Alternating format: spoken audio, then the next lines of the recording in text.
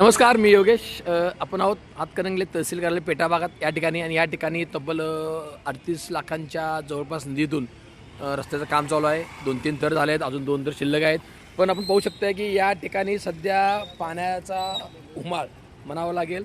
या ठिकाणी पाईपलाईन आहे आणि पाईपलाईनवर ते व्हायब्रेशन अथवा रोलर फिरवल्यामुळे लिकेज झालं आहे. या ठिकाणी नगरपंचायतचे काही पाणीपुरवठ्याचे अधिकारी आहेत, त्यांचं मत आहे की या ठिकाणी पाईप आहे, पण सध्या उमाळ मात्र ह्या ठिकाणावर येत आहे. जर लवकरात लवकर हे लिकेज नाही काढलं किंवा रस्ता यावर जर केला तर नेमकं परत केला रस्ता परत खुदाई करावं लागेल. नेमकी पाईपलाईन कुठं आहे, नेमकी रस्ता करताना कोणकोणती वापरलं पाहिजे. तुम्ही 38 लाखाचा निधी लावाला आहे, एवढ्यामध्ये काँक्रिटीकरण देखील करता आलं असतं, पण या ठिकाणी 38 लाखाचा फक्त या चौकामध्ये रस्ता करायचं काम चालू आहे. नेमकं मुख्याधिकारी विशाल पाटील सर असोत किंवा बांधकाम अधिकारी शोएब पठाण सर असोत, नेमकं कशा प्रकारे हे सध्याच्या हातकणंगलेमध्ये कामकाज सुरू आहे, विकास काम सुरू आहे, त्याचा अनेक ठिकाणी बट्ट्या बोळ उडाला आहे.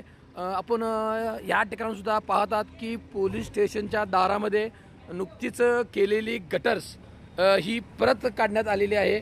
या ठिकाणी काही दिवसापूर्वी तिथं कॉन्क्रीट करून टाकलं होतं. या ठिकाणी JCB साहेबांनी कॉन्क्रिटीकरण काढलेलं आहे, पाण्याचा उतार होत नाही असं त्यांचं मत आहे.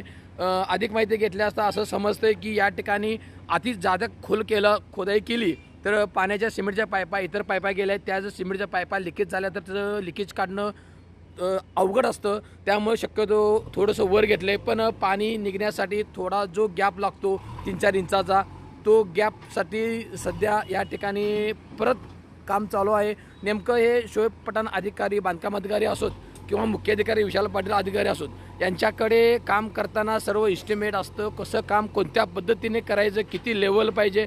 मात्र या ठिकाणी केलेलं काम परत एकदा या ठिकाणी काढत आहेत.